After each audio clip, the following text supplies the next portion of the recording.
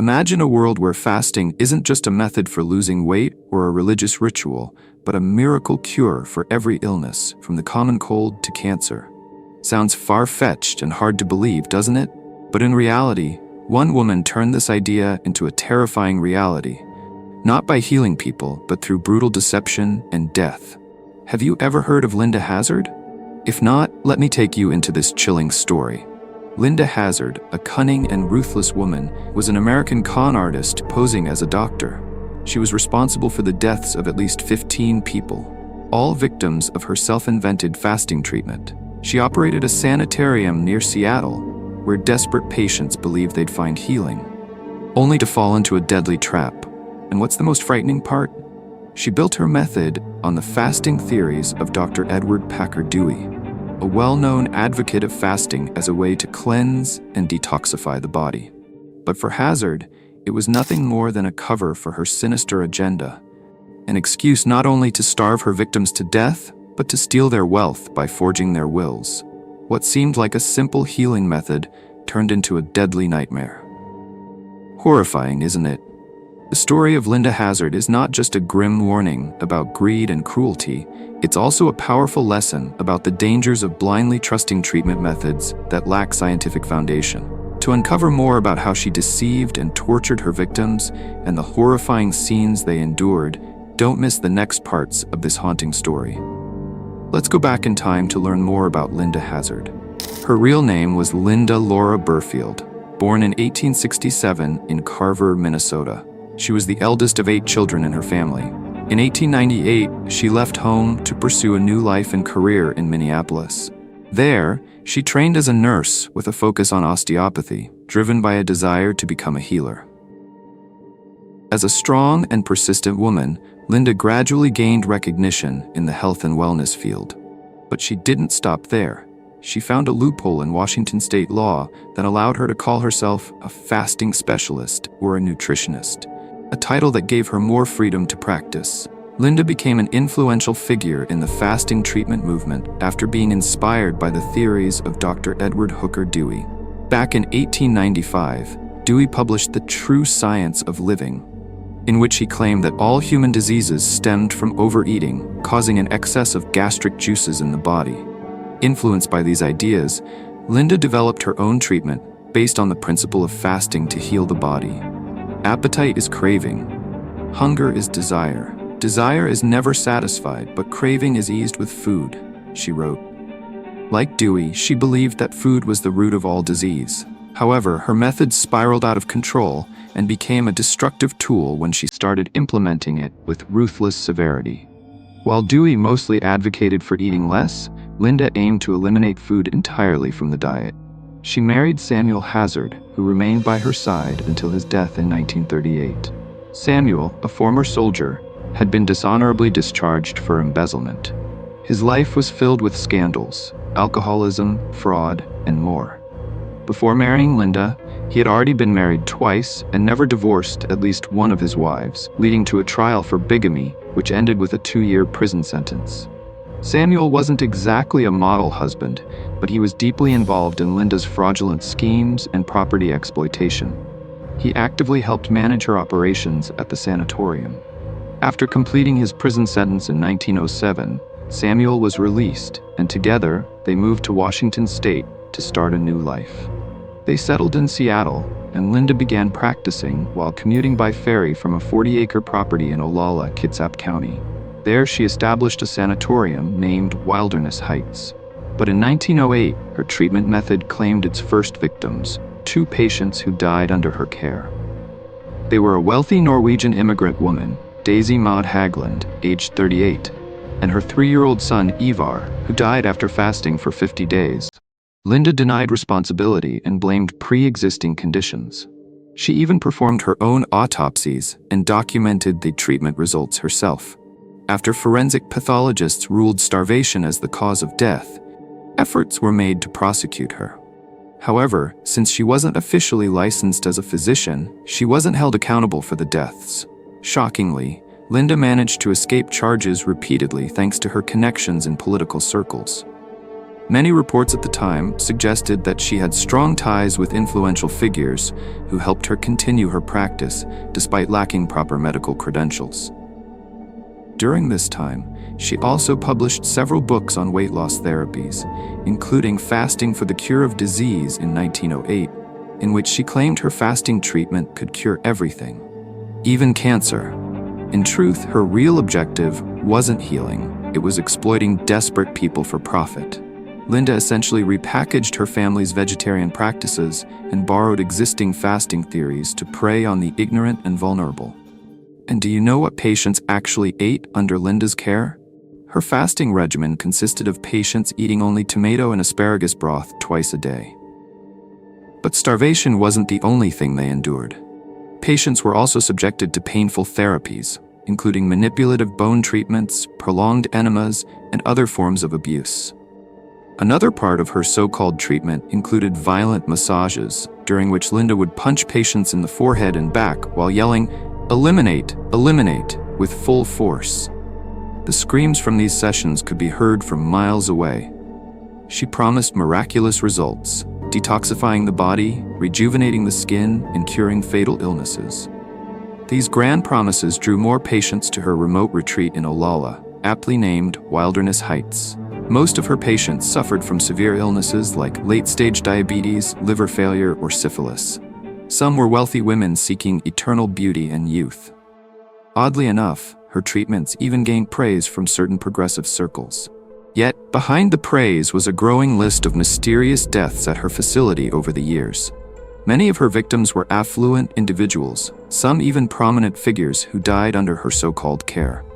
In 1910, a young civil engineer named Earl Edward Erdman, aged 24, came to her for treatment for indigestion. During his 2-month stay, he meticulously kept a diary detailing everything he ate and did in an attempt to recover.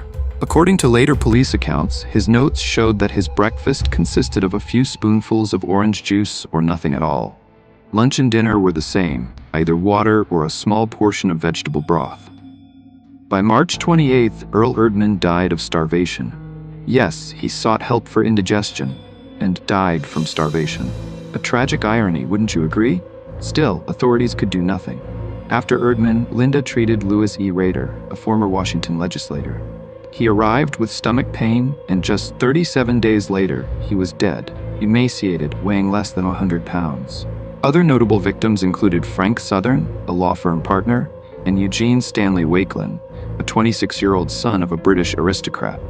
When Frank and Eugene suddenly went missing, police launched a search and eventually found Eugene's decomposing body at Linda's sanatorium. Unlike the others, Eugene had a gunshot wound to the head, suspected to be a suicide. But strangely, Linda Hazzard had been given power of attorney over his estate before his death. Raising suspicions, she forced him to hand over his wealth. She even wrote to his attorney afterward, demanding more money to pay off alleged debts. Though many suspected murder, there was no concrete evidence to convict her, and she remained free. To Linda's disappointment, despite Eugene's aristocratic lineage, he didn't have as much money as she'd hoped. Although numerous deaths were recorded at her sanatorium, Seattle's medical director said there was little they could do without solid proof. And since Linda practiced without a medical license, it was difficult to prosecute her. Unbelievably, Linda Hazzard was often appointed as the sole executor of her patients' estates. On death certificates, she would list causes like cancer or cirrhosis, whether true or not. She even conducted autopsies herself, in her own bathtub, and insisted the deaths were due to illness, not starvation. The house where she lived still stands, including the infamous bathtub where she carried out those exams. In defending herself, Linda claimed all witnesses lied and that the medical establishment conspired against her out of jealousy. She maintained that she had successfully cured patients no one else could. Former patients weren't allowed to testify in court. One of them, Earl Edward Erdman, had kept a detailed journal during his treatment, describing his diet of orange juice and tomato broth. Another case involved two wealthy British sisters, Claire and Dorothea Williamson, who came to Linda after reading an ad about her work. They had purchased her book and received promotional leaflets about the Institute of Natural Therapeutics in Olalla. The sisters decided to try the fasting cure without informing their family, as their relatives strongly opposed alternative, unorthodox medical treatments. When the Williamson sisters arrived at Linda's facility, she immediately took an interest in their finances and suggested that they store their diamond rings in a safe at her office for safekeeping during their treatment. It was clear Linda had no noble intentions. She simply wanted to exploit these wealthy women. She soon subjected them to an extremely strict diet consisting mainly of tomato broth, repeated enemas, and brutal treatment sessions. Their health deteriorated rapidly, and the way Linda treated them was nothing short of a nightmare. After several days of forced starvation, violent massages, and excruciating enemas that left them fainting, the Williamson sisters realized they had been deceived. Linda constantly inquired about their assets, and prior to this, she had successfully inherited properties from another wealthy patient who had died at her sanatorium. Eventually, Claire, aged 33, died after over 3 months of treatment, weighing only 50 pounds, 23 kilograms, by May 1911. The family received the devastating news of Claire's death and arrived to retrieve her body. The only reason this case ever came to light was because Dora, Claire's sister, had secretly sent a message to a friend in Australia asking for help. When the family notified authorities, they found Claire had already died at Linda's facility, while Dora was left emaciated and barely clinging to life. Doctors diagnosed Dora with severe malnutrition, underweight, and frail. She also suffered from rheumatism and indigestion. Linda claimed she had conducted Claire's autopsy herself and stated she had died from cirrhosis without any clear medical justification.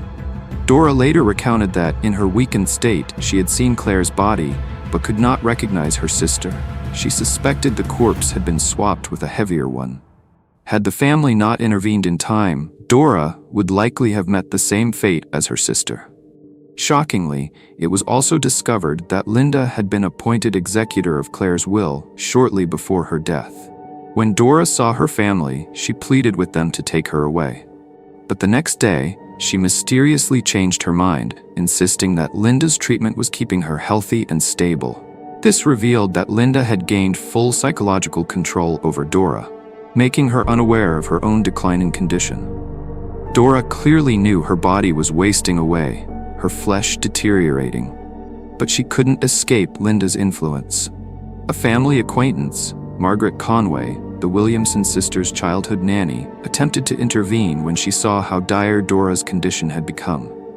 Patients at Linda's facility weren't allowed to communicate with each other, but Margaret secretly fed Dora solid, nutritious food whenever she had the chance, violating the clinic's strict regulations.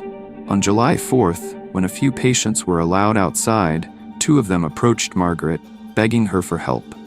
They said they were being treated like prisoners and desperately wanted to escape that living hell.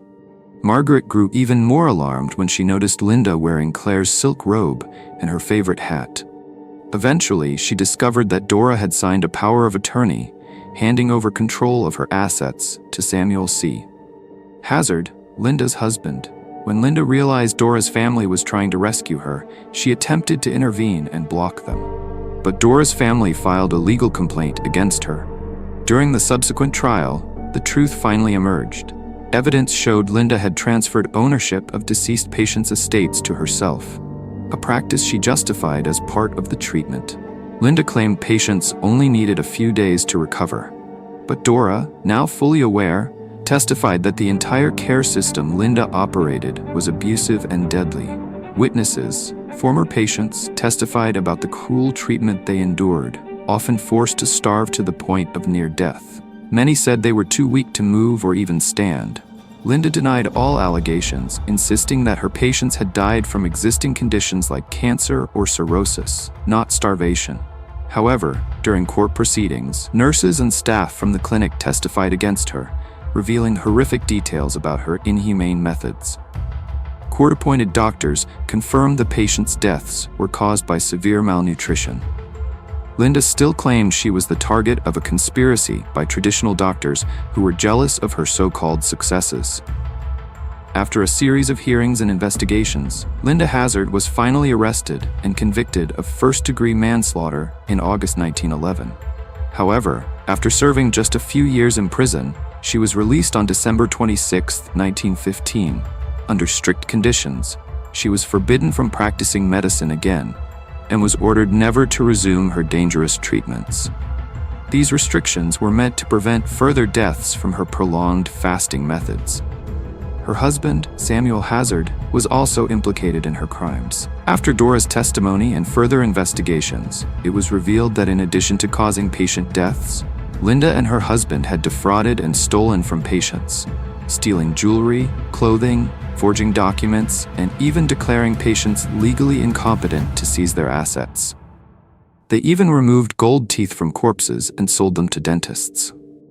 After her release, Linda and Samuel moved to New Zealand to escape the stigma of their past. There, Linda once again practiced under the title of doctor, nutritionist, and osteopath, earning a good living. She even published more books and saved enough money to build another sanatorium at Starvation Heights. A year later, she returned to Olalla and established a new, larger facility. Though her medical license had been revoked in Washington, Linda evaded the law by rebranding her clinic as a convalescent home for recovery. By 1920, she had returned to Olalla and opened a new, unofficial clinic, still using her fasting methods. Since she could no longer call herself a doctor, she relied on word of mouth to attract patients. In 1935, Linda Hazzard's career came to a dramatic end when her clinic in Olalla burned to the ground. The fire destroyed her entire facility and marked the collapse of her business. Instead of rebuilding, Linda chose to withdraw from public attention and live a more secluded life. She never resumed her practice. Ironically, in 1938, Linda Hazzard died in the very manner she had caused so many others to while undergoing her own fasting treatment. Yes, she died from malnutrition, the same tragic fate she had inflicted on her victims. Her death marked a bitter and ironic end to a life filled with controversy and cruelty. The story of Linda Hazzard remains a powerful cautionary tale, a stark reminder of how greed and deception can infiltrate even the healthcare world. She exploited desperate people, disguising her deadly methods behind the facade of science and healing. Many of her patients were starved to death under her care. Authorities believe she was responsible for at least 14 deaths in just 4 years. Though convicted, she served only a couple of years before returning to her deadly practices. Some might argue Linda was a misguided soul with good intentions, but in the case of the Williamson sisters, Linda and her husband even became executors of their estate, stealing over $6,000 in jewelry and forging Claire's assets after her death. Her patients came from all walks of life, from those chasing eternal youth to those seeking alternative cures or desperate treatments for deadly illnesses. Sadly, most of them died from starvation. Investigators concluded that Linda deliberately starved patients for financial gain. The prosecutor famously called her a financial predator. What's more disturbing is that even after her methods were proven deadly, even after she herself died of starvation, some groups continued to publish her books and promote her title as doctor. The story of Linda Hazzard is a sobering reminder to always be critical of unproven treatments. It teaches us that healthcare must be evidence-based, regulated, and delivered by qualified professionals. Greed and deception in medicine can have devastating consequences, not only for the victims, but for the perpetrators themselves. Above all, we must protect our health and make informed choices, because when it comes to life and death, trust must be earned, not blindly given.